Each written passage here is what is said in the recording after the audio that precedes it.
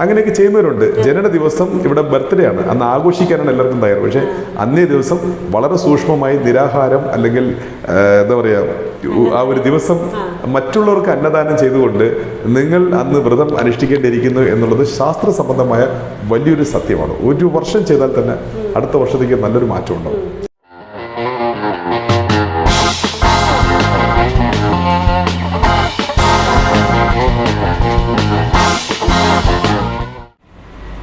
നമസ്കാരം. നമസ്കാരം. അലക്സഞ്ജന വ്ളോഗ്സിലേക്ക് എല്ലാവർക്കും സ്വാഗതം. ന്യൂമറോളജിസ്റ്റും വാസ്തു എക്സ്പേർട്ടുമായ ശ്രീ തങ്കച്ച സാറാണ് നമ്മോടൊപ്പം ഉള്ളത്. ഇദ്ദേഹത്തിൻ്റെ സ്ഥലം ട്രിവാൻഡ്രമാണ്. നേരത്തെ ഒരുപാട് വീഡിയോസ് ചെയ്തിട്ടുണ്ട്. അപ്പോൾ കഴിഞ്ഞ വീഡിയോയിൽ നല്ല രീതിയിൽ തന്നെ പോയിട്ടുണ്ട്. അപ്പം ഇപ്പോഴും ക്ലയൻസ് അങ്ങനെ വിളിക്കുന്നുണ്ട്. പക്ഷേ ഇനിയും എനിക്ക് തോന്നുന്നു പലതും പെൻഡിങ് ആയിട്ട് കിടപ്പുണ്ടല്ലോ, യാത്രകളും കാര്യങ്ങളുമായിട്ടൊക്കെ. പക്ഷെ അതൊക്കെ വരും ദിവസങ്ങളിൽ ചെയ്യുന്നതാണ്. അപ്പം ഇപ്രാവശ്യത്തെ വീഡിയോയിൽ നമുക്ക് നേരത്തെ ചെയ്തതിൻ്റെ കണ്ടിന്യൂഷനായിട്ട് പുതിയ കാര്യങ്ങൾ കുറച്ച് സംസാരിച്ച് പോവാം. അപ്പം പ്രധാനമായിട്ട് ന്യൂമറോളജി എന്ന് പറയുമ്പോൾ നമ്മൾ ജനനസംഖ്യ, വിധിസംഖ്യ ഇതൊക്കെ തന്നെയാണ് നോക്കുന്നത്. അപ്പം ജനന ദിവസ പ്രകാരം ഓരോ വ്യക്തികളെയും നമുക്ക് തരംതിരിക്കാൻ സാധിക്കും. അപ്പോൾ ഏതൊക്കെ രീതിയിലാണ് നമുക്ക് 1 തൊട്ട് 9 വരെ നോക്കുകയാണെങ്കിൽ ന്യൂമറോളജിയെ തരംതിരിക്കാൻ സാധിക്കുന്നത്? വിധിസംഖ്യ എങ്ങനെയാണ് ജനനസംഖ്യയെ ബാധിക്കുന്നത്? അല്ലെങ്കിൽ ജനനസംഖ്യ മോശമാണെങ്കിൽ ചിലപ്പോൾ വിധിസംഖ്യ നന്നായിരിക്കും. അപ്പം അതെങ്ങനെയാണ് ഓരോരുത്തരുടെ ലൈഫിനെ അത് മാറ്റുന്നത്? തീർച്ചയായും. നമസ്കാരം. 1 മുതൽ 9 വരെയുള്ള ആൾക്കാർ മാത്രമേ നമ്മുടെ ഇടയിലുള്ളൂ, അല്ലേ? 1, 2, 3, 4, 5, 6, 7, 8, 9. പിന്നെ രണ്ടാമത് 1 മാറുകയാണ്. രണ്ടാമത്തത് 1 10 എന്നുള്ള 1. പിന്നെ ആണെങ്കിൽ മൂന്നാമത്തെ 1 എന്നുള്ളത് 19 എന്നുള്ള 1. പിന്നെ 28 എന്നുള്ള 1. സോ ഇതെല്ലാം 1ൻ്റെ കാറ്റഗറിയാണ്. അപ്പോൾ 2 ആണെങ്കിൽ 2, 11, 20, 29. 3 ആണെങ്കിൽ 3. ഇങ്ങനെ ഗണങ്ങളാണ്. അപ്പോൾ 1 മുതൽ 9 വരെ. അപ്പം 1-ാം തീയതി ജനിച്ച ആൾക്കാരുടെ ഒരു പ്രത്യേക സ്വഭാവം ഉണ്ടായിരിക്കാം. 2-ാം തീയതി ജനിച്ച ആൾക്കാർക്ക് ഒരു പ്രത്യേക സ്വഭാവം ഉണ്ടായിരിക്കാം. 3-ാം തീയതി ഇങ്ങനെ 1 മുതൽ 9 വരെ പ്രത്യേക ഗണങ്ങളായി നമുക്ക് വിഭജിക്കാം. ഈ ചോദിച്ച ചോദ്യം ലൈഫ് പാത്തുമായിട്ട് നോക്കുമ്പോൾ അക്യുറേറ്റ് നമുക്ക് ജനന ദിവസത്തിൻ്റെ ഒരു പ്രഡിക്ഷൻ ഉണ്ടാകും. പക്ഷെ അത് ലൈഫ് പാത്തും പേരും വ്യതിചലിക്കുമ്പോൾ അത് ഭാഗ്യകരമായി മാറുമ്പോൾ ഒരുപക്ഷെ ഞാനീ പറയാൻ പോകുന്ന 1-ാം തീയതിക്കാരുടെ പൊതു സ്വഭാവത്തിൽ നിന്നും ചെറിയ വ്യത്യാസങ്ങളൊക്കെ ഉണ്ടാവും. അപ്പോൾ ഞാൻ ഓടിച്ച് പറയാം. 1-ാം തീയതി സ്വാഭാവികമായിട്ട് ജനിച്ചൊരു നിഷ്കളങ്കരായിരിക്കും, വളരെ നിഷ്കളങ്കരായിരിക്കും, വളരെ സത്യസന്ധരായിരിക്കും. അവർക്ക് കൂടുതലും ഗവൺമെൻറ്, കോർപ്പറേറ്റ് എന്നീ തലങ്ങളിൽ കൂടുതൽ അനുകൂല അവസ്ഥകളുണ്ടായിരിക്കാം, കൂടുതൽ സപ്പോർട്ട് ഉണ്ടായിരിക്കാം. ചിലപ്പോൾ ഒരുപക്ഷെ അവിടേക്ക് അവരുണ്ടായിരിക്കാം. വളരെ കൃത്യമായിട്ടുള്ള ഓർഗനൈസേഷനൊക്കെ അവർക്കുണ്ടായിരിക്കാം. 1-ാം തീയതി അവരുടെ പൊതു സ്വഭാവമാണ്. മറിച്ച് അടുത്ത് 2-ാം തീയതിക്കാരാണെങ്കിലോ 2-ാം തീയതിക്കാർക്ക് എപ്പോഴും ഒരു ഡിപ്പെൻഡേഷനാണ്. ഒരു സൂര്യൻ്റെ വെളിച്ചത്തിന് പേരെയാണ് ചന്ദ്രൻ. 2 ചന്ദ്രനെ കുറിക്കുന്നു. 1 സൂര്യൻ, 2 ചന്ദ്രൻ, 3 ഗുരു, 4 രാഹു, 5 ബുധൻ, 6 ശുക്രൻ, 7 കേതു, 8 ശനി, 9 ചൊവ്വ. അതിൽ 2 ചന്ദ്രനെ കുറിക്കുന്നു. അപ്പോൾ ചന്ദ്രന് സ്വയം പ്രകാശിക്കാനാകില്ല. സൂര്യൻ്റെ പ്രകാശം പേരെയാണ് ചന്ദ്രൻ പ്രകാശിക്കുന്നത്. അപ്പം ഡിപ്പെൻഡേഷനാണ്. അതേപോലെ തന്നെയാണ് 2-ാം തീയതി ജനിച്ച ആൾക്കാരും മറ്റുള്ളവരോട് ചേർന്ന് നിന്ന് ജീവിതത്തിൽ വിജയിക്കാൻ എളുപ്പം സാധിക്കും. എന്നാലോ അവർക്ക് ചില പ്രത്യേക രീതികളിൽ ചില കയറ്റത്താഴ്വ്, ചന്ദ്രൻ എങ്ങനെയാണോ തേഞ്ഞും വളർന്നും കാണുന്നത് അതേപോലെ ഇവരുടെ സ്വഭാവ രീതികളിലും ഇവരുടെ നിർഭാഗ്യ രീതികളും വളർന്നും ചുരുങ്ങിയും ഉണ്ടാവും 2-ാം തീയതിക്കാർക്ക്. ഇതൊരു പൊതു സ്വഭാവമാണ്. 3-ാം തീയതിക്കാർക്കാണെങ്കിൽ അവർ തീർച്ചയായും പഠിച്ചിരിക്കണം. 3-ാം തീയതിക്കാർ തീർച്ചയായും പഠിച്ചിരിക്കണം. ഒരു വിദ്യ അഭ്യസിച്ചിരിക്കണം. വിദ്യ അഭ്യസിച്ചാൽ മാത്രമേ അവർക്ക് മുന്നോട്ട് പോകാൻ പറ്റുള്ളൂ. അപ്പോൾ 3-ാം തീയതിക്കാർ ഇപ്പം പഠിക്കുക, ആ പഠിച്ചതിന് ശേഷം അതിനെ മാത്രമേ അവർക്ക് തൊഴിൽ രീതിയിൽ കൊണ്ടുവരാൻ പറ്റുള്ളൂ. എന്നാൽ ബിസിനസ്സിൽ അവർക്ക് ഗുഡ് ലക്ക് ഇല്ല. ജോലിയിൽ മാത്രമേ 3-ാം തീയതിക്കാർക്ക് ഗുഡ് ലക്ക് ഉള്ളൂ. പ്രത്യേകം ശ്രദ്ധിക്കുക, 3-ാം തീയതിക്കാർക്ക് ബിസിനസ്സിൽ ഗുഡ് ലക്ക് വളരെ കുറവാണ്. ജോലിയിൽ മാത്രമേ അവർക്ക് ഭാഗ്യകരമായി ഉള്ളൂ. പഠിക്കണം. ഈവൻ നമ്മുടെ രജനീകാന്തിൻ്റെ കാര്യം പറയാം. രജനീകാന്തിന് 3-ാം തീയതി ജനിച്ച ആളാണ്, 21 3-ാം തീയതി ജനിച്ച ആളാണ്. ഒരുപക്ഷെ അദ്ദേഹത്തിന് വിദ്യാഭ്യാസം ഇല്ലായിരുന്നു. അയാളൊരു പ്രത്യേക സാഹചര്യത്തിൽ ഫിലിം ഇൻസ്റ്റിറ്റ്യൂട്ടിൽ പഠിച്ചതിന് ശേഷം മാത്രമാണ് അദ്ദേഹം അത് തന്നെ ജോലിയായി സ്വീകരിച്ചതിന് ശേഷമാണ് പിന്നെ മറ്റും അയാളുടെ ഭാഗ്യകരമായ മറ്റുള്ള ഒത്തിരി കാര്യങ്ങൾ എൻ്റെ പിന്നിലുണ്ട്. ഞാൻ ഈ സബ്ജക്റ്റ് കഴിഞ്ഞ ശേഷം അത് പറയാം. രജനീകാന്ത് ന്യൂമറോളജിയുടെ വലിയൊരു ഉദാഹരണമാണ്. പിന്നെ അടുത്ത് നമുക്ക് 4-ാം തീയതി ആളിലോട്ട് പോകാം. 4-ാം തീയതി ജനിച്ച ആൾക്കാർക്കാണെങ്കിൽ പൊതുവെ അവർ ഭയങ്കര നോളജബിൾ ആയിരിക്കും. ഒരുപാട് കാര്യങ്ങൾ അവർക്ക് ഗ്രഹിച്ചെടുക്കാൻ പറ്റും. പക്ഷേ അവരുടെ ഒരു 4-ാം തീയതിക്കാരെങ്കിലും കേൾക്കുന്നവർ ശ്രദ്ധിക്കുക, നിങ്ങൾ ഗ്രഹിച്ച കാര്യങ്ങൾ, നിങ്ങൾ മനസ്സിലാക്കിയ കാര്യങ്ങൾ നിങ്ങളോടൊപ്പം ചേർത്ത് വെച്ച് പുറത്ത് പറയാതെ അതിനെ നിങ്ങളൊരു സ്വയം ഫലിപ്പിക്കാൻ ശ്രമിക്കുക. നിങ്ങളുടെ ആശയങ്ങൾ നിങ്ങൾ കഷ്ടപ്പെട്ട് നിങ്ങൾ ഉൽപ്പാദിപ്പിച്ചെടുത്ത നിങ്ങളുടെ ആശയങ്ങളും നിങ്ങൾ ആ ഒരു ഐഡിയാസിനെ നിങ്ങൾ പുറത്ത് പറയരുത്. പുറത്ത് പറഞ്ഞാൽ അത് കാരണം നിങ്ങൾക്ക് ദോഷമേ ഉണ്ടാവുള്ളൂ. 4-ാം തീയതിക്കാർ കൂടുതലും ഒരു അഡ്വക്കേറ്റ്സ് അതിൻ്റെ ഇതേപോലത്തെ ഒരു രാഷ്ട്രീയ രംഗത്തായിരുന്നാലും അഡ്വക്കേറ്റ്സ് ആയിരുന്നാലും ഇതുപോലത്തെ കാര്യങ്ങൾക്കെല്ലാം, പിന്നെ പത്രപ്രവർത്തകർക്കെല്ലാം 4-ാം തീയതി ഭയങ്കര സപ്പോർട്ടാണ്. പിന്നെ 5-ാം തീയതി ജനിച്ച ആൾക്കാർക്കാണെങ്കിലും 5-ാം തീയതി മാത്രം 5, 14, 23 ഇങ്ങനെയുള്ള കാറ്റഗറിയാണ്. അപ്പോൾ അതിനെയാണ് 5 എന്ന് പറയുന്നത്. 5-ാം തീയതി ജനിച്ച ആൾക്കാർക്ക് എപ്പോഴും ഭയങ്കര വിസിബിൾ ആയിരിക്കും, അവർ ഭയങ്കര വശ്യമായിരിക്കും, അവർക്ക് ബിസിനസ്സിൽ മഹാഭാഗ്യം, ബിസിനസ്സിൽ അവർക്ക് എപ്പോഴും നല്ല ഭാഗ്യമുണ്ട്. 5-ാം തീയതിക്ക് ആരാണ് കൂടുതലും ബിസിനസ്സിൽ സക്സസ് ആവുക? പിന്നെ ഭയങ്കര വശ്യമാണോ, എല്ലാത്തിനും ആകർഷണമാണോ, നല്ല ഒത്തുപോകും. പിന്നെ കൂടുതലും 5-ാം തീയതി ആൾക്കാർക്കാണെങ്കിൽ ലവ് മാരേജ് ആണ് കൂടുതലും അവരുടെ പിന്നിൽ. നമ്മൾ ശരിക്കും പോയി കഴിഞ്ഞാൽ അറേഞ്ച്ഡ് മാരേജാണ് നമുക്ക് തോന്നിയാൽ പോലും ഒന്നുകൂടെ അന്വേഷിച്ച് കഴിഞ്ഞാൽ അത് ആൾറെഡി ഒരു ലവ് ആയിരിക്കും 5-ാം തീയതി ആൾക്കാർക്ക്. പിന്നെ 6 ശുക്രൻ്റെ ആധിക്യം കൂടുന്നതാണ് 6-ാം തീയതി ജനിച്ച ആൾക്കാർ. 6, 15, 24 തീയതികളിൽ ജനിച്ച ആൾക്കാർക്ക് 6ൻ്റെ സ്വാധീനമുള്ളവർക്ക് എപ്പോഴും എല്ലാം കണ്ണുകൊണ്ട് കാണണം, എല്ലാം അവർക്ക് അനുഭവിക്കണം. എന്നാലും അവരുടെ ഈ അനുഭവങ്ങളെക്കുറിച്ചുള്ള അവരുടെ ധാരണ റോയലാണ്. നിസ്സാര കാര്യങ്ങൾക്കൊന്നും അവർക്ക് ടേസ്റ്റ് വരത്തില്ല. ഭയങ്കര ക്വാളിറ്റിയുള്ള കാര്യങ്ങൾ, വളരെ മനോഹരം, ദൃശ്യ സൗന്ദര്യങ്ങൾ, അല്ലെങ്കിൽ അവർക്കും അതേപോലെ ആകണം, പിൻപറ്റുക, അതിനെക്കുറിച്ച് ചിന്തിക്കുക, ഇങ്ങനെയൊക്കെയുള്ള വലിയ ചിന്തകൾ 6-ാം തീയതി. സൗന്ദര്യബോധത്തോടുള്ള ഭയങ്കര ചിന്തയായിരിക്കും 6-ാം തീയതിക്കാർക്ക്. പക്ഷേ 6-ാം തീയതിക്കാർ നിങ്ങൾ നോക്കുമ്പോൾ സ്ത്രീകൾ കൂടുതലും ബോബ് കട്ടിങ്ങൊക്കെ ആയിരിക്കും. 6-ാം തീയതി ബോബ് കട്ടിങ് കൂടുതലും സ്ത്രീകൾ, മുടിയന്മാരുണ്ടല്ലോ, തലമുടി നീളത്തിൽ വളർത്താൻ ആഗ്രഹിക്കുന്ന അവരൊക്കെ എല്ലാം ഈ 6-ാം തീയതി. ഇതിപ്പം ഇപ്പോഴത്തെ ന്യൂജൻ ട്രെൻഡല്ല. ആദ്യകാലങ്ങൾ തൊട്ടേ മുടി കൂടുതൽ വളർത്തുവാൻ ആഗ്രഹിക്കുന്ന സാധാരണ നാട്ടിൻ പുറത്തുകളിലുള്ള ആൾക്കാരാണെങ്കിൽ പോലും അവരുടെ ജനനത്തിലോ വിധിസംഖ്യയിലോ എവിടെയെങ്കിലും 6 ഉണ്ടായിരിക്കും. അപ്പോൾ 6 കഴിഞ്ഞു. പിന്നെ അടുത്താണെങ്കിലും 7-ാം തീയതി. 7-ാം തീയതി എപ്പോഴും ഒരു സ്പിരിച്വൽ അറേഞ്ച്മെൻ്റ് ആയിരിക്കും. ലാസ്റ്റ് കഴിഞ്ഞ വീഡിയോ പോലെ 7-ാം തീയതിയെ കുറിച്ച് പറഞ്ഞു, ഒരു സ്പിരിച്വൽ അറേഞ്ച്മെൻ്റ് ആയിരിക്കും. പിന്നെ ആണെങ്കിൽ അവർക്ക് സിനിമ രംഗത്ത് കൂടുതൽ ശോഭിക്കാൻ പറ്റും. പിന്നെ മരുന്ന് സംബന്ധമായ വ്യാപാരങ്ങൾ, ഒന്ന് ആയുർവേദം അല്ലെങ്കിൽ അലോപ്പതി, ഏതായാലും മരുന്ന് സംബന്ധമായ വ്യാപാരങ്ങൾക്ക് അവർക്ക് കൂടുതൽ ഭാഗ്യം കൈവരും. എപ്പോഴും കേതു സംബന്ധമായ ആൾക്കാരാണ് 7. പിന്നെ 8 അത് ശനിയെ പ്രതിപാദിക്കുന്നത്. 8-ാം നമ്പർ എന്ന് വെച്ച് കഴിഞ്ഞാൽ അത് പറയാൻ ഇച്ചിരി വിഷമമുണ്ട്, പക്ഷേ എളുപ്പം പരിഹരിക്കാൻ പറ്റുന്നൊരു പ്രശ്നം കൂടിയാണ്. 8-ാം തീയതി ജനിച്ച ആരുണ്ടെങ്കിലും ഞാൻ ഈ പറയുന്നത് കേട്ട് വിഷമിക്കരുത്, അത് എളുപ്പം പരിഹരിക്കാൻ പറ്റും. എങ്ങനെയെന്ന് വെച്ച് കഴിഞ്ഞാൽ പൂർവ്വ പുണ്യം, പുൻജന്മ പാപവും 8-ാം തീയതിക്കാർ ഈ ജന്മത്തിൽ അനുഭവിക്കേണ്ടിയിരിക്കുന്നു. ഈ ജന്മ പാപവും 8-ാം തീയതിക്കാർക്ക് ഈ ജന്മത്തിൽ അനുഭവിക്കേണ്ടിയിരിക്കുന്നു. എന്നാൽ 8-ാം തീയതി ജന്മം കഴിഞ്ഞാൽ പിന്നെ അവർക്ക് അടുത്ത പ്രൊമോഷനാണ്. ഇതൊരു വിശ്വാസം. അപ്പം 8-ാം തീയതിക്കാർ കൂടുതൽ 8, 17, 26 ഈ 3 ദിവസങ്ങളിൽ ജനിച്ചൊരു കൂടുതലും തെറ്റ് സ്വയം ചെയ്യാതിരിക്കാൻ ശ്രമിക്കുക. പ്രത്യേകിച്ച് ഈ വർഷം, ഞാൻ കഴിഞ്ഞ വ്ളോഗിൽ പറഞ്ഞായിരുന്നു ഈ വർഷം 8-നെ കുറിച്ച്. ഇത് വിധി ഇളക്കുന്ന വർഷമാണ്.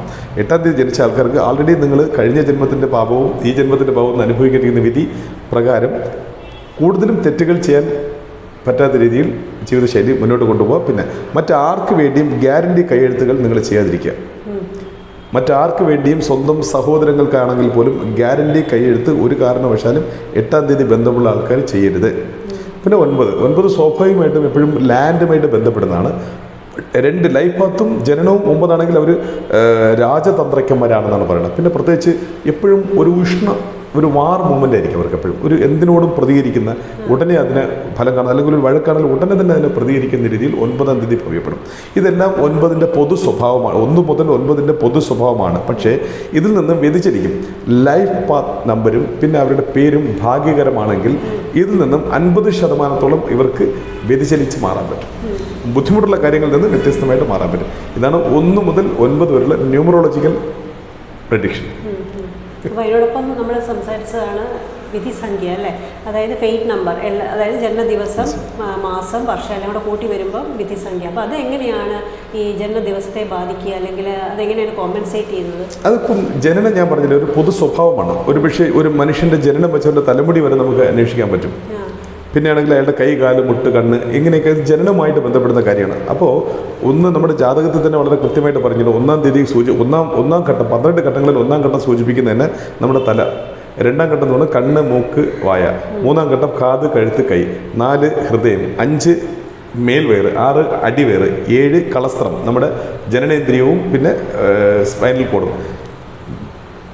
8 നമ്മുടെ വിസർജന ദ്വാരവും ചന്തിയും ഇത് ബട്ടക്സും.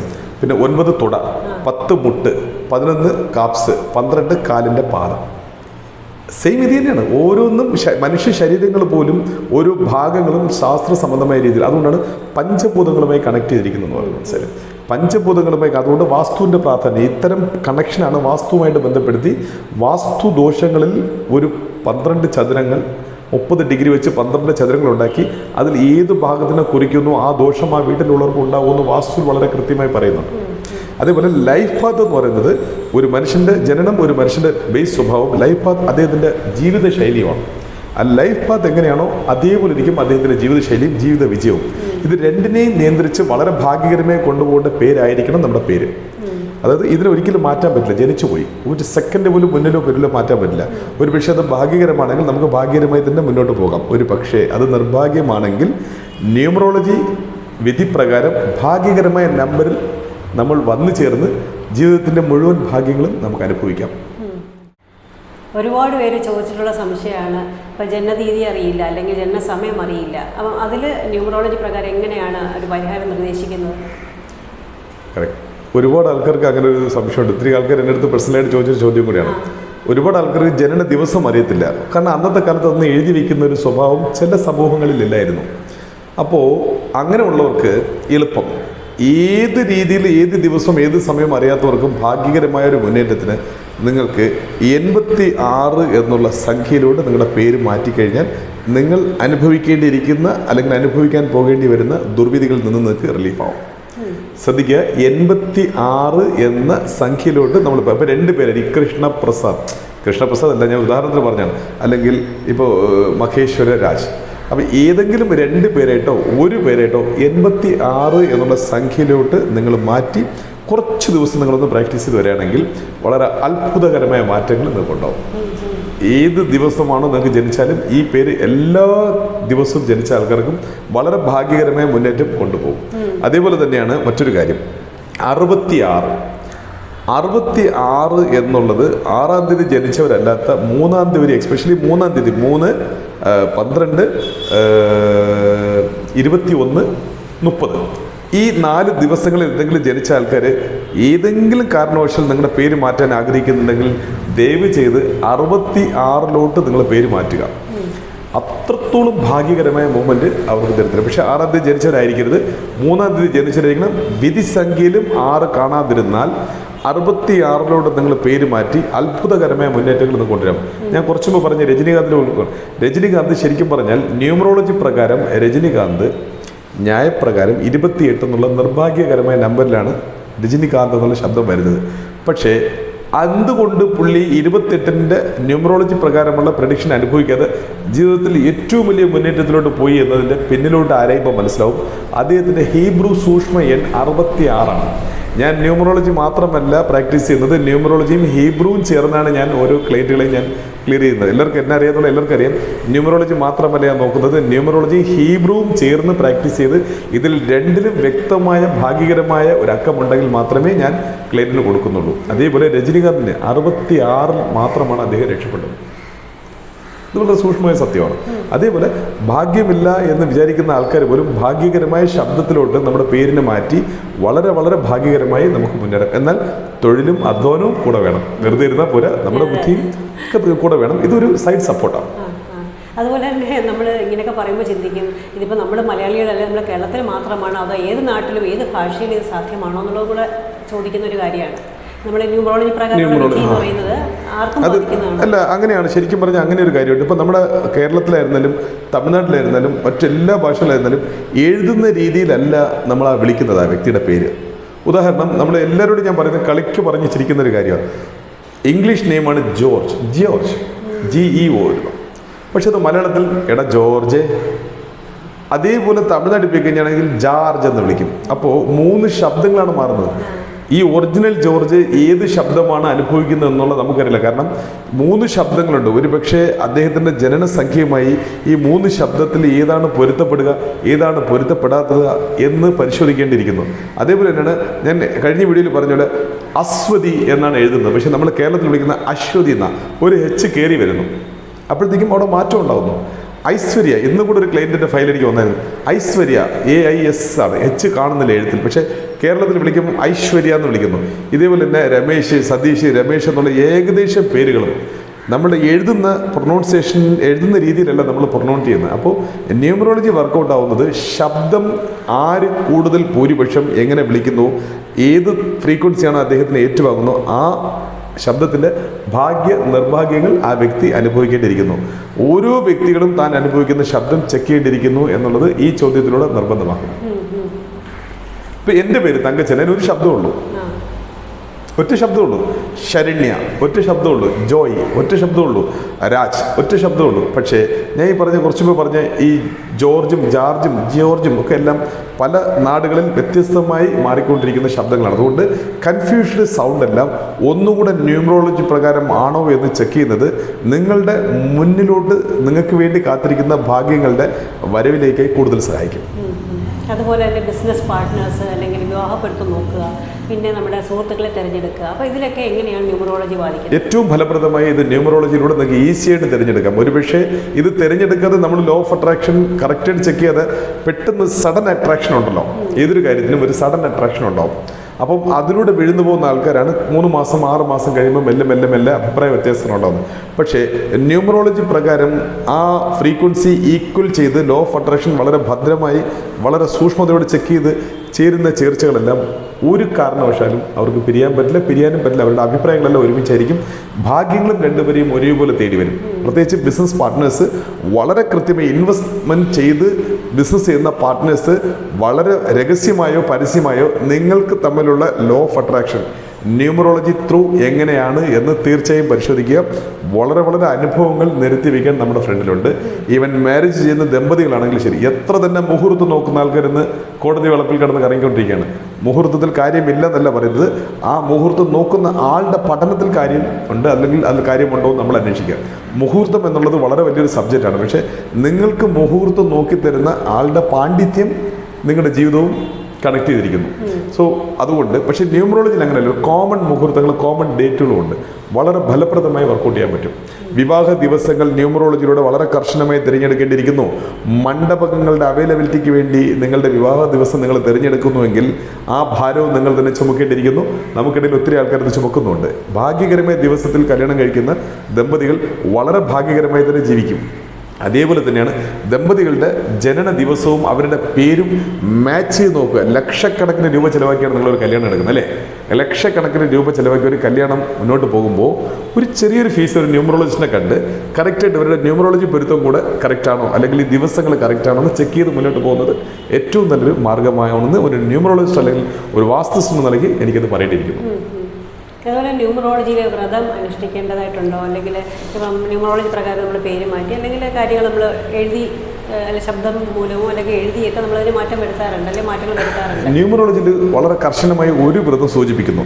ബാക്കി വ്രതങ്ങളെല്ലാം നമ്മുടെ ജ്യോതിഷ സംബന്ധമായ വ്രതങ്ങളുണ്ട്. ന്യൂമറോളജിയിലൂടെ നമ്മൾ സൂചിപ്പിക്കുന്ന ഒരു വ്രതം എന്ന് വെച്ച് കഴിഞ്ഞാൽ എല്ലാ ജനന ദിവസങ്ങളും, ഒരു മാസം ഒരു വർഷത്തിൽ ഒരു ജനന ദിവസം ഉണ്ടോ, ഓരോ മാസത്തിലും ആ ദിവസം വരും. ഇപ്പം 7-ാം തീയതി ജനിച്ച ഒരാളാണെന്ന് വയ്ക്കുക, എല്ലാ മാസവും 7-ാം തീയതി ഉണ്ടല്ലോ, ഡയറക്റ്റ് 7 ആ എല്ലാ ദിവസവും 7-ാം തീയതി ഏതെങ്കിലും ഒരു കാരണവശാൽ ഒരു നേരത്തെ ഫുഡോ അല്ലെങ്കിൽ ഒരു വെജിറ്റേറിയനോ അല്ലെങ്കിൽ അരി ആഹാരങ്ങൾ, നവധാന്യം ടച്ച് ചെയ്യാത്ത മറ്റുള്ള ഫ്രൂട്ട്സ്, ഏതെങ്കിലും മാസം ജനന ദിവസം എല്ലാ മാസവും ഒരു ദിവസം നിങ്ങൾ വ്രതം അനുസരിച്ച് പോവുകയാണെങ്കിൽ അന്നേക്ക് 6 മാസം കഴിഞ്ഞിട്ടുണ്ടാകുന്ന 7-ാം മാസത്തിലുള്ള വ്രതം തൊട്ട് നിങ്ങൾ എൻ്റെ ഫീഡ്ബാക്ക് കാണാം. ധനപരമായി ഒരുപാട് സപ്പോർട്ടാവും, ലക്ഷ്മീകരം കൂടുതൽ ചേരും. പക്ഷേ ജനിച്ച ദിവസമായിരിക്കണം. എന്നാലോ വർഷത്തിൽ ആ ദിവസം വരുമല്ലോ, അന്ന് ഏകാദശി പോലെ കംപ്ലീറ്റ് വ്രതം അനുസരിക്കണം എന്നുള്ളത് ന്യൂമറോളജിയിലുണ്ട്. പക്ഷെ നമുക്കത് പ്രാവർത്തികമാക്കുന്നില്ല. എത്ര പേര് അത് അനുസരിക്കും? അങ്ങനെയൊക്കെ ചെയ്യുന്നവരുണ്ട്. ജനന ദിവസം ഇവിടെ ബർത്ത്ഡേ ആണ്, അന്ന് ആഘോഷിക്കാനാണ് എല്ലാവർക്കും തയ്യാറ്. പക്ഷേ അന്നേ ദിവസം വളരെ സൂക്ഷ്മമായി നിരാഹാരം അല്ലെങ്കിൽ എന്താ പറയുക, ആ ഒരു ദിവസം മറ്റുള്ളവർക്ക് അന്നദാനം ചെയ്തുകൊണ്ട് നിങ്ങൾ അന്ന് വ്രതം അനുഷ്ഠിക്കേണ്ടിയിരിക്കുന്നു എന്നുള്ളത് ശാസ്ത്ര സംബന്ധമായ വലിയൊരു സത്യമാണ്. ഒരു വർഷം ചെയ്താൽ തന്നെ അടുത്ത വർഷത്തേക്ക് നല്ലൊരു മാറ്റം ഉണ്ടാവും. പിന്നെ അത് കഴിഞ്ഞ് ജാതക സംബന്ധമായി പറയുന്നുണ്ട്, ജനന നക്ഷത്രത്തിൽ വ്രതം വ്രതം നിങ്ങൾ പിടിക്കുകയാണെങ്കിൽ നിങ്ങൾക്ക് നിങ്ങളുടെ പൂർവ്വജന്മ കർമ്മ കുറഞ്ഞു കിട്ടുമെന്ന് പറയുന്നു. പിന്നെ തിഥി, കരണം, ഇങ്ങനെയുള്ള ഓരോ വ്രതങ്ങളുണ്ട്. അത് ഓരോന്നിനും. പക്ഷേ ജനന നക്ഷത്ര ദിവസങ്ങൾ വ്രതവും ജനന ദിവസങ്ങളിൽ വ്രതവും വരുന്നത് ഏറ്റവും നല്ലതാണ് വിശ്വാസ രീതിയിൽ. നമുക്കിനി വാസ്തുവിലേക്ക് വരാം. ഇപ്പോൾ ആത്മഹത്യ, പിന്നെ അകാല മരണം, അപ്പോൾ ഇങ്ങനെയുള്ളതൊക്കെ നമ്മുടെ വീടിൻ്റെ വാസ്തുവായിട്ട് ബന്ധമുണ്ടോ? അപ്പോൾ വീടിൻ്റെ വാസ്തു മാറ്റിക്കഴിഞ്ഞാൽ അല്ലെങ്കിൽ അവിടെ എന്തെങ്കിലും പ്രശ്നം ഉള്ളതുകൊണ്ടാണ് ഇങ്ങനെ സംഭവിക്കുന്നത്, അല്ലെങ്കിൽ മാറ്റിക്കഴിഞ്ഞാൽ ഇതിനൊരു മാറ്റം സംഭവിക്കുമോ? എനിക്ക് ഏറ്റവും താല്പര്യമുള്ളതും ഏറ്റവും സംസാരിക്കാനും മറ്റുള്ളവരോട് പറഞ്ഞു കൊടുക്കാനും ഞാൻ ആഗ്രഹിക്കുന്ന ഒരു സബ്ജക്റ്റ് വാസ്തു തന്നെയാണ്. കാരണം ന്യൂമറോളജി പോലെ ഞാൻ ന്യൂമറോളജി ചെയ്യുന്നുണ്ടാവും, വാസ്തു ചെയ്യുന്നുണ്ട്, ചക്രാസ് പ്രാക്ടീസ് ചെയ്യുന്നുണ്ട്, ജ്യോതിഷ സംബന്ധമായ കാര്യങ്ങൾ ഒത്തിരി ചെയ്യുന്നുണ്ടെങ്കിലും എൻ്റെ ഏറ്റവും സ്പെഷ്യൽ ചെയ്യുന്ന കാര്യങ്ങൾ വാസ്തു ന്യൂമറോളജിയാണ്. അപ്പോൾ വാസ്തു ചോദിച്ചുകൊണ്ട് പോലെ അകാല മരണങ്ങൾ കൂടുതലും ഒരു വീട്ടിൽ സംഭവിച്ചു, അദ്ദേഹത്തിൻ്റെ അതായത് അകാല മരണം മീൻസ് മരണം എത്തുന്നതിന് മുമ്പ് ചെയ്യുന്ന മരണങ്ങൾ, പിന്നെ ആത്മഹത്യ, ഇത് എവിടെയെങ്കിലും സംഭവിച്ചിട്ടുണ്ടെങ്കിൽ ആ വീട്ടുകാരുടെ പ്രത്യേക ശ്രദ്ധയ്ക്ക് ആ വീടിന് ഏറ്റവും എളുപ്പം ഏറ്റവും ആദ്യ ദിവസങ്ങളിൽ വന്ന് ഒരു വാസ്തു ടെക്നീഷ്യനെ കൊണ്ട് ആ വീടൊന്ന് പരിശോധിക്കുക. ആ വിധി രണ്ടാമത് മറ്റൊരാളെ മറ്റൊരു രീതിയിൽ മരണ കാരണങ്ങളല്ലാതെയും മറ്റു രീതിയിലും കാത്തിരിക്കുന്നു എന്നർത്ഥം. ഒരാൾ മരിക്കുന്നു, ഒരാൾ ആത്മഹത്യ, അകാല മരണം, അത് തന്നെയാണ് രണ്ടാമത്തെ ആൾക്ക് സംഭവിക്കണമെന്നില്ല. അതിന് സമാന്തരമായി മറ്റുള്ള അസുഖങ്ങളോ മറ്റുള്ള ബാഡ് ലക്സുകളോ വന്നെത്തും. ഏതെങ്കിലും ഒരു വീട്ടിൽ നിർഭാഗ്യകരമായ ഒരു അകാല മരണമോ അതല്ലെങ്കിൽ ഒരു ആത്മഹത്യയോ നടന്നു എന്നുണ്ടെങ്കിൽ വളരെ സ്വകാര്യമായ ഒരു വാസ്തു, എനിക്ക് തോന്നുന്നു കേരളത്തിൽ പ്രാക്ടീസ് ചെയ്യുന്ന ഭൂരിപക്ഷം ആൾക്കാരും ഒരു പ്രത്യേക രീതികളിലാണ് ചെയ്യുന്നത്. അതുകൊണ്ട് എനിക്കൊരിക്കലും അവരെനിക്ക് സപ്പോർട്ട് ചെയ്യാൻ പറ്റുന്നത്. ഞങ്ങളിതിൻ്റെ 2 വിഭാഗങ്ങളാണ്. ഗൗഡി വാസ്തു അല്ലെങ്കിൽ കേരളം ഒഴികെ മറ്റെല്ലാ സ്ഥലത്തും ഫലപ്രദമായി ചെയ്തുകൊണ്ടിരിക്കുന്ന അമ്പലങ്ങൾ തൊട്ടുള്ള വളരെ പ്രധാനമായ വാസ്തു, ആ രീതികളിൽ ആരെങ്കിലും വാസ്തു പരിശോധിക്കുന്നവർ നിങ്ങളുടെ അറിവിലുണ്ടെങ്കിലോ ഒരു പക്ഷേ ഞാനാണെങ്കിലും ആ വീട് എത്രയും വേഗം നിങ്ങൾ ചെക്ക് ചെയ്യുക. അതിനകത്ത് എന്തെങ്കിലും ഫോൾട്ടുകളുണ്ടോ എന്ന് ചെക്ക് ചെയ്യുക. പിന്നെ ഏതെങ്കിലും അപ്രതീക്ഷിതമായ അസുഖങ്ങൾ, ഏതെങ്കിലും തരത്തിൽ ആക്സിഡൻറ്റുകൾ അല്ലെങ്കിൽ ജോലി അപ്രതീക്ഷിതമായി ഒരിക്കലും നഷ്ടപ്പെടാത്ത ജോലി നഷ്ടപ്പെട്ടു, ഇത് എന്തെങ്കിലും ഉണ്ടെങ്കിൽ അത് വാസ്തു വളരെ കൃത്യമായി പരിശോധിക്കുക. ഇതിന് വാസ്തു വളരെ വലിയൊരു കാരണമാകുന്നു. ഇപ്പം ഞാൻ ലാസ്റ്റ് ടൈം ഒരു ഒരു ഒരു വർക്കുമായിട്ട് ബന്ധപ്പെട്ട് പോയിരുന്നു. അപ്പോൾ ഞാനവിടെ ചോദിച്ചു, ഇത് ഈ വീട്ടിൽ ആരെങ്കിലും വോളണ്ടറി റിട്ടയർമെൻറ്റ് ഉണ്ടോ എന്ന് ചോദിച്ചു. VRS ഉണ്ടോ എന്ന് ചോദിച്ചു. VRS ഉണ്ടായിരുന്നു. പക്ഷേ വാസ്തു അത്രയും സുതാര്യവും വ്യക്തവുമാണ്. ഒരു വീട് നോക്കുമ്പം അതിനുള്ളിൽ വസിക്കുന്ന ആൾക്കാരുടെ ഭാഗ്യ നിർഭാഗ്യങ്ങളിൽ വളരെ കൃത്യമായി തത്തുല്യം അവർക്ക് പറഞ്ഞു കൊടുക്കാൻ പറ്റും. ഒരുപക്ഷെ അത് നിർഭാഗ്യകരമാണെങ്കിൽ അവരോടത് പറഞ്ഞ് ഒരു ചെവിര് മാറ്റുകയോ അല്ലെങ്കിൽ ഒരു ജനൽ മൂടുകയോ അല്ലെങ്കിൽ ഒരു ജനൽ തുറക്കുകയോ ചെയ്യുന്നതാണ് വാസ്തു. കഴിഞ്ഞ വ്ളോഗിൽ അത് വളരെ വിശാലമായി ഞാൻ പറഞ്ഞായിരുന്നു എങ്ങനെയാണ് ഈ വാസ്തു വർക്ക് ചെയ്യുന്നത്. സൂര്യപ്രകാശത്തിലൂടെയാണ് വാസ്തു വർക്കൗട്ട് ചെയ്യുന്നത്. സൂര്യപ്രകാശത്തിലൂടെ മറ്റും എനർജികൾ ഭൂമിയിലെത്തുന്നു, അത് വീട്ടിനുള്ളിലോട്ട് കടന്നു വരുന്നു. വീട്ടിലുള്ള മനുഷ്യർക്കുള്ളിലുള്ള പഞ്ചഭൂതങ്ങളും അതുമായിട്ടുള്ള ഒരു കെമിസ്ട്രിയാണ് വാസ്തു. വളരെ വിശദമായിട്ട് ലാസ്റ്റ് വീഡിയോ പറയുന്നതുകൊണ്ട് ഞാനത് ആവർത്തിക്കുന്നില്ല. പറയും. അതുപോലെ ഇപ്പോൾ ഒരുപാട് നമ്മൾ കാണാറുണ്ട്, നമ്മുടെ ഇവിടെ എല്ലാം കേരളത്തിൽ പലയിടത്തും കണ്ടംപററി സ്റ്റൈലായിട്ടുള്ള വീടുകളാണ് പണിയുന്നത്. അപ്പം അത് ശരിക്കും വാസ്തുപ്രകാരമായിരിക്കണം എന്നില്ല. പല വീടുകളും അവരവരുടെ ഇഷ്ടത്തിന് പ്രകാരവും പിന്നെ ഭൂമി സംബന്ധമായ കാര്യങ്ങളും പിന്നെ ഇപ്പോഴത്തെ ആർക്കിടെക്ട്സിൻ്റെ ഓരോ ധാരണ വെച്ചിട്ടുമൊക്കെയാണ് ചെയ്യുന്നത്. അപ്പോൾ അത് വാസ്തുവിന് എത്രമാത്രം വാസ്തുവിൽ അധിഷ്ഠിതമല്ലാതെ പണിയുമ്പോഴുണ്ടാകുന്ന പ്രശ്നങ്ങൾ എന്തൊക്കെയാണ്, അതെങ്ങനെ പരിഹരിക്കാൻ? വളരെ സങ്കടകരമായ ഒരു കാര്യമാണ്. കാരണം ഇപ്പോഴത്തെ പുതിയൊരു കണ്ടംപററി സ്റ്റൈൽ വീടുകളെന്ന് വെച്ച് കഴിഞ്ഞാൽ സ്ക്വയർ ഫീറ്റ് ബേസാണ്. അപ്പോൾ സ്ക്വയർ ഫീറ്റ് വലിയൊരു സ്ക്വയർ ഫീറ്റ് കാണിക്കുകയും കൃത്യമായത് കെട്ടുമാന രീതികളിൽ സ്ക്വയർ ഫീറ്റ് കുറഞ്ഞു വരും. ദൂരെ നോക്കുമ്പോൾ 3 സ്ക്വയർ ഫീറ്റ് ഉണ്ട്, പക്ഷേ കെട്ടുമാന രീതികളിൽ മുക്കുകൾ പൊട്ടിച്ചാണ് സ്ക്വയർ ഫീറ്റ് ലാഭിക്കുന്നത്.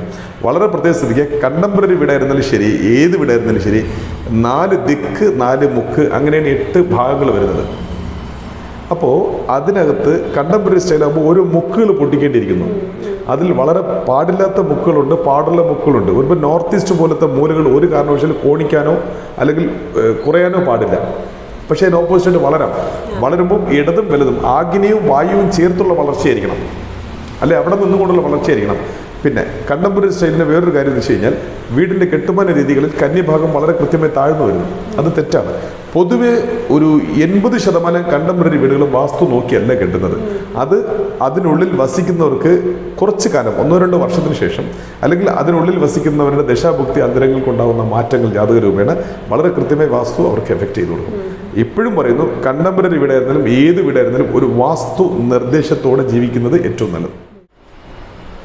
വീട് പണിയുന്നത് പോലെ തന്നെ വീടെന്ന് പറയുന്നത് ഉപരിതലത്തിലാണ്, പക്ഷേ മണ്ണിനടിയിലായിട്ട് നമ്മൾ പണിയുന്ന ഒരുപാട് കാര്യങ്ങളുണ്ട്. ഇപ്പോൾ സെപ്റ്റിക് ടാങ്ക് ആയാലും കിണറായാലും പിന്നെ വാട്ടർ ടാങ്കുകൾ അങ്ങനെ പലതും ഭൂമിക്ക് അടിയിൽ പണിയുന്നുണ്ട്.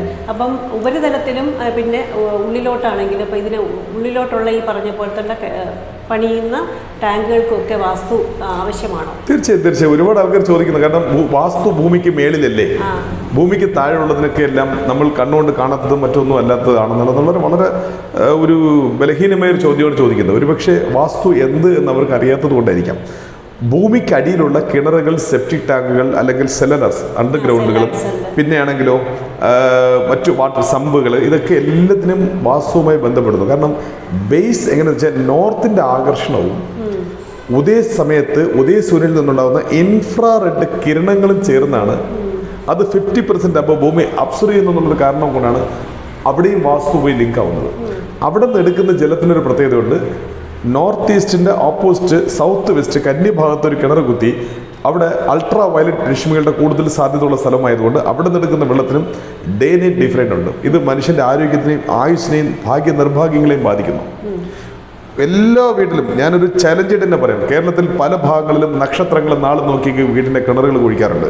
കേരളത്തിൽ എവിടെയൊക്കെ നോർത്ത് ഈസ്റ്റ് ഒഴികെയിരിക്കുന്ന എല്ലാ കിണറുള്ള വീടുകളിലും 100% എനിക്ക് ഉറപ്പുണ്ട് അവിടെ പ്രശ്നങ്ങളാണ്. അതായത് നോർത്ത് ഈസ്റ്റ് വടക്ക് കിഴക്കുകൾക്കുള്ളിലല്ലാതെ വടക്ക് കിഴക്കുകൾക്ക് പുറമേ നിൽക്കുന്ന എല്ലാ വീടിൻ്റെ കിണറുകൾക്കും അതവിടെ ഒരു പ്രശ്നം തന്നെയാണ്. സെപ്റ്റിക് ടാങ്ക് എന്നുള്ളത് ഭൂമിക്ക് അടിയിൽ സ്ഥിതി ചെയ്യുന്നൊരു കുഴിയാണ്. അതിൻ്റെ ഉപരിതലം മൂടിയും അതിൽ നിന്നൊരു പൈപ്പ് വീട്ടിൻ്റെ മധ്യേ ടോയ്ലറ്റിനകത്ത് വരികയാണ് ആ പൈപ്പ്. അവിടെ നടക്കുന്ന ഓരോ ചലനങ്ങൾ, ഈവൻ പാറ്റയായിരുന്നാലും ശരി, കൊച്ചു പ്രാണികൾ, അവരുടെയൊക്കെ ശബ്ദങ്ങൾ പല മടങ്ങ് ഹെഡ്സിൽ വീട്ടിനുള്ളിൽ പ്രവേശിച്ചുകൊണ്ടിരിക്കുകയാണ്. ഈ സത്യം ഒരുപക്ഷെ വാസ്തു നിർമ്മിതമായ അന്ന് സെപ്റ്റിക് ടാങ്കുകൾ ഇല്ലായിരുന്നു. അന്ന് അവർ പോലും രേഖപ്പെടുത്താത്ത ഏറ്റവും അപകടകരമായ ഒരു വിഷയമാണ് സെപ്റ്റിക് ടാങ്ക്. ഇന്ന് ഈ പുതിയ തലമുറ ഞങ്ങളുടെ റിസർച്ചിൽ അതുകൊണ്ട് ഞങ്ങളത് റിസർച്ച് ചെയ്തു വളരെ കൃത്യമായി അതിൻ്റെ ഫോൾട്ടുകൾ ഞങ്ങൾ കണ്ടുപിടിക്കുകയും ചെയ്തു. സോ ഭൂമിക്കടിയിൽ എവിടെയെങ്കിലും നിങ്ങൾ ഒരു ഉള്ളായ്മ കൊണ്ടെങ്കിലും ഒരു കിണറോ കുഴിയോ സെപ്റ്റിക് ടാങ്കുകളോ സെലലാസോ അല്ലെങ്കിൽ സമ്പുകളോ ചെയ്യുന്നുണ്ടെങ്കിൽ ഒരു വാസ്തു വിദഗ്ധൻ്റെ വ്യക്തമായ പരിശോധനയ്ക്ക് ശേഷമേ ആകാവൂ എന്ന് ഇതിലൂടെ ഞാൻ അറിയിക്കുകയാണ്. അതുപോലെ നമ്മൾ ഇതിനു മുമ്പ് സംസാരിച്ചിട്ടുണ്ട്, ഈ തുളസിത്തറയും മറ്റും പണിയുമ്പോൾ വീടിന് ഐശ്വര്യം വർദ്ധിക്കാനാണല്ലോ. അതുകൂടാതെ മറ്റ് ആത്മാക്കളുടെ ശല്യം അല്ലെങ്കിൽ ബാധകൾ ഇതൊന്നും നമ്മുടെ വീടിനെയോ നമ്മളെയോ ബാധിക്കാത്ത വിധം പ്രൊട്ടക്ട് ചെയ്യാനും ഇത്തരം ചെടികൾക്ക് സാധിക്കുമെന്ന് കേട്ടിട്ടുണ്ട്. അതിലെന്തെങ്കിലും സത്യമുണ്ടോ? തുളസി നല്ലതാണ്, പക്ഷേ തുളസിയുടെ സീക്രട്സ് ആർക്കും അറിയത്തില്ല. തുളസി എന്തുകൊണ്ടൊരു വലിയൊരു വൈറ്റമിൻ നിറഞ്ഞൊരു ചെടിയായി അല്ലെങ്കിൽ ഒരുപാട് പാവനവും പരിശുദ്ധമായിട്ട് കാണുന്നു വെച്ച് കഴിഞ്ഞാൽ, ഇപ്പോൾ നോർത്ത് ഈസ്റ്റിൽ തുളസിത്തറ പോലും വയ്ക്കരുതെന്ന് പറയും. നോർത്ത് ഈസ്റ്റിൽ ചെടിയോ മരങ്ങളോ ഒന്നും പാടില്ല. വടക്ക് കിഴക്ക് ഈശാന്യം അല്ലെങ്കിൽ നോർത്ത് ഈസ്റ്റ് ഈ ഭാഗത്ത് തുളസിത്തറ പോലും വയ്ക്കരുത് എന്ന് വാസ്തുവിൽ കർശനമായ നിർദ്ദേശമുണ്ട്. എന്തുകൊണ്ടെന്നാൽ ഒരു വലിയൊരു പ്ലാവ്, നിറഞ്ഞു നിൽക്കുന്നൊരു പ്ലാവ് സ്വീകരിച്ചെടുക്കുന്ന സൗരോർജം ഈ കുഞ്ഞ് ജുണ്ടാനേല വലിച്ചെടുക്കും. ആ മുഴുവൻ വലിയ വൃക്ഷവും വലിച്ചെടുക്കുന്ന സൗരോർജത്തിന് ഈ ചെറിയ ഇലകൾ വലിച്ചെടുക്കും. അപ്പോൾ അത് വലിച്ചെടുത്തതിന് ശേഷമേ നമുക്ക് സൗരോർജ്ജം വീട്ടിനുള്ളിലോട്ട് വരുള്ളൂ. അപ്പോൾ ആദ്യം അത് തടഞ്ഞു നിർത്തി അവിടെ നിന്ന് ആ ചെടിയായിരുന്നാലും തുളസിയായിരുന്നാലും വലിച്ചെടുക്കുന്നു. അപ്പോൾ നമുക്ക് ആവശ്യമായ ഇൻഫ്രാറെഡ് വീട്ടിലോട്ട് കടന്നു വരുന്നില്ല. അതിന് കാരണം അതിൻ്റെ കുറവുകളിലൂടെ അതിനകത്ത് വസിക്കുന്ന ആൾക്കാർ സഫറാവുന്നു. അപ്പോൾ നോർത്ത് ഈസ്റ്റിൽ തുളസി പോലും പാടില്ലെന്ന് പറയാൻ, തുളസിക്ക് ഒരു വലിയൊരു മരം വലിച്ചെടുക്കുന്ന അത്രയും സൗരോർജ്ജത്തെ ചെറിയ ഇലകൾക്ക് വലിച്ചെടുക്കാൻ പറ്റും. അതുകൊണ്ടാണ് ആ ഇലകൾ ഔഷധ ഇലയായി മാറിയത്. അതുകൊണ്ട് ഒരു വീടുകളിലും വടക്ക് കിഴക്ക് ഒഴികെ മറ്റെവിടെ വേണമെങ്കിലും നിങ്ങൾക്ക് വൃക്ഷങ്ങളോ ചെടികളോ വെച്ച് വടക്ക് കിഴക്ക് എപ്പോഴും ഫ്രീക്വൻസി ആയിട്ട് സൂര്യപ്രകാശം വീട്ടിൻ്റെ ഉള്ളിലോട്ട് കടന്നു വരുന്ന രീതികൾ എപ്പോഴും തുറന്ന് വിശാലമായി സ്ഥലവും കൂടുതലുണ്ടായിരിക്കണം. തെക്ക് കിഴക്കിനേക്കാൾ വടക്ക് കിഴക്ക് കൂടുതൽ സ്ഥലം ഉണ്ടായിരിക്കണം. വൃത്തിയായി സൂക്ഷിക്കണം, വളരെ വൃത്തിയായി സൂക്ഷിക്കണം. അതിനാണ് ഈശാന്യ കോണം, ഈശ്വര പാതയാണ്. അവിടെ നിന്നാണ് ഭൂമി കിഴക്ക് നോക്കിയാണ് കറങ്ങുന്നത്. നോർത്തിൻ്റെ ആ ഗ്രാവിറ്റേഷനിൽ തട്ടി ആ ഫോഴ്സ് വീട്ടിനുള്ളിലോട്ട് കടന്നു വരും. അല്ലെങ്കിൽ പ്രപഞ്ചം മുഴുവനും എവിടെയാണോ 4 മതിൽക്കെട്ടുകളിൽ ഒരു സ്ക്വയർ ആക്കുന്നുവോ അവിടെ വാസ്തു സ്റ്റാർട്ടാവുന്നു. നോർത്ത് ഈസ്റ്റ് എന്ന് പറയുന്നത് ഒരു വാസ്തുപുരുഷൻ്റെ ഒരു സങ്കല്പ രൂപമാണ്. അപ്പോൾ ആ നോർത്ത് ഈസ്റ്റ് ഒരു വാസ്തുവിൻ്റെ തലഭാഗമായി മാറുന്നു. സോ ആ നോർത്ത് ഈസ്റ്റിൽ നടക്കുന്ന തെറ്റുകളെല്ലാം ആ വീട്ടിൻ്റെ ആൺ പരമ്പരയെ ബാധിക്കുന്നു. ഒരു നോർത്ത് ഈസ്റ്റ് വടക്ക് ഈശാന്യത്തിൽ നിങ്ങൾ ചെയ്യുന്ന തെറ്റ് ആ വീടിൻ്റെ പുരുഷനെ തളർത്തി കൂടുതൽ അവനെ നിസ്സഹായനാക്കുന്നു. നോർത്ത് ഈസ്റ്റിനെ നിങ്ങൾ എത്രത്തോളം വൃത്തിയാക്കുന്നു, ഈ വാസ്തുക്രമങ്ങൾ നോർത്ത് ഈസ്റ്റിൽ അനുസരിക്കുന്നു, ആ വീട്ടിലെ ഗ്രഹനാഥൻ കൂടുതൽ മേന്മയിലോട്ട് വന്നുകൊണ്ടിരിക്കും. അതേപോലെ തന്നെയാണ് ആഗ്നേയത്തിൽ ഫോൾട്ട് ഉണ്ടെങ്കിലും സംഭവിക്കുന്നു, വായുത്തിൽ ഫോൾട്ട് സംഭവിക്കുന്നു. എന്തിന് കന്നി നൈരുതിയിൽ എന്തെങ്കിലും ഫോൾട്ട് ഉണ്ടെങ്കിൽ ഞാൻ പറഞ്ഞില്ല 12 ഘട്ടങ്ങളിൽ 12 മനുഷ്യൻ്റെ ശരീരവുമായിട്ട് വിഭജിച്ചിരിക്കുന്നു. വാസ്തുവിനകത്ത് നടക്കുന്ന ഏത് ഫോൾട്ടോ അവിടെയുള്ള മനുഷ്യ ശരീരവുമായിട്ട് അസുഖങ്ങളുമായിട്ട് ബന്ധപ്പെട്ടിരിക്കുന്നു. കഴുത്ത്, നോർത്ത് ഈസ്റ്റ് തൈറോയ്ഡ് ഉണ്ടാവും സ്ത്രീകൾക്ക് കൂടുതൽ. ആ വീടിനകത്ത് കൃത്യമായിട്ടുള്ള വാസ്തു ഫോൾട്ട് ഉണ്ടാവും.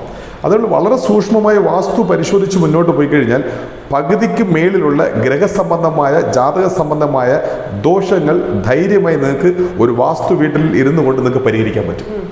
ന്യൂമറോളജി പ്രകാരം ഗ്രഹസംബന്ധമായ ജാതക സംബന്ധമായ എത്രയോ വലിയ വലിയ ഫോൾട്ടുകൾ ന്യൂമറോളജി പ്രകാരം ശബ്ദ തരംഗങ്ങൾ നമ്മൾ വ്യതിചലിപ്പിച്ചുകൊണ്ട് ഭാഗ്യകരമായ മൂവ്മെൻറ്റ് നമുക്ക് എടുക്കാൻ പറ്റും.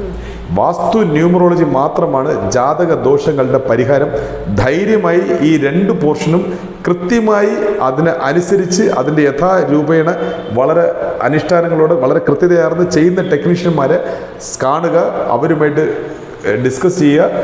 അവരിലൂടെ നിങ്ങളുടെ വാസ്തു ന്യൂമറോളജി പ്രശ്നം പരിഹരിച്ചു കഴിഞ്ഞാൽ ജാതകമായി ബന്ധപ്പെടുന്ന ഒരുപാട് ദോഷങ്ങളിൽ നിന്ന് നിങ്ങൾക്ക് രക്ഷപ്പെട്ടു പോകാം. പ്ലസ് കുറച്ച് അമ്പല ദർശനങ്ങൾ കൂടെ അതിനകത്തുണ്ടാവും. കാരണം അതൊക്കെ ക്ലെൻസിങ് ആണ്. ഓരോ അമ്പലങ്ങളും അന്നത്തെ ആൾക്കാർ വളരെ വിദഗ്ധമായ വാസ്തുവും മറ്റുള്ള തച്ചുശാസ്ത്ര രീതികളിൽ ചെയ്തിരിക്കുന്നത് അതിനുള്ളിൽ കടന്നു വരുന്ന മനുഷ്യൻ ക്ലെൻസ് ആവുന്ന അവൻ്റെ ചുറ്റിലുമുള്ള ഓറ, അല്ലെങ്കിൽ അവന് അനുഭവിക്കേണ്ടിയിരിക്കുന്ന അല്ലെങ്കിൽ അവന് ഉണ്ടാകുന്ന ബാഡ് ലക്ക് ഓറ രൂപേണ അത് ശരീരത്തിനുള്ളിൽ ഹോസ്റ്റൽ ബോഡിയിൽ പതിഞ്ഞിട്ടുണ്ട് എന്നുണ്ടെങ്കിൽ ചില പ്രത്യേക അമ്പലങ്ങളിൽ നമ്മൾ പ്രവേശിക്കുമ്പോൾ അത് ക്ലെൻസ് ആവുന്നു. അതിന് നമ്മൾ ഭക്തിമാർഗം സ്വീകരിക്കുന്നു. അത് ഓരോരുത്തരുടെ അവസ്ഥ. പക്ഷേ അതിൻ്റെ സയൻറ്റിഫിക്കൽ മൂവ്മെൻറ്റുകൾ എന്നുള്ള ഇതാണ്. അപ്പം നമുക്ക് വീഡിയോ വൈൻഡപ്പ് ചെയ്യാമല്ലോ അല്ലേ? അപ്പം ന്യൂമറോളജി പ്രകാരം അല്ലെങ്കിൽ വാസ്തു പ്രകാരം എന്തെങ്കിലും സംശയം ഉണ്ടെങ്കിൽ നിങ്ങൾക്ക് തീർച്ചയായിട്ടും ഇദ്ദേഹത്തെ കോൺടാക്ട് ചെയ്യാവുന്നതാണ്. ഫോൺ നമ്പർ ഡീറ്റെയിൽസും വീഡിയോയുടെ താഴെ കൊടുത്തേക്കും. അപ്പോൾ ഇതുവരെ കണ്ടിരുന്ന എല്ലാ പ്രേക്ഷകർക്കും സ്നേഹത്തോടെ നന്ദി. നമസ്കാരം.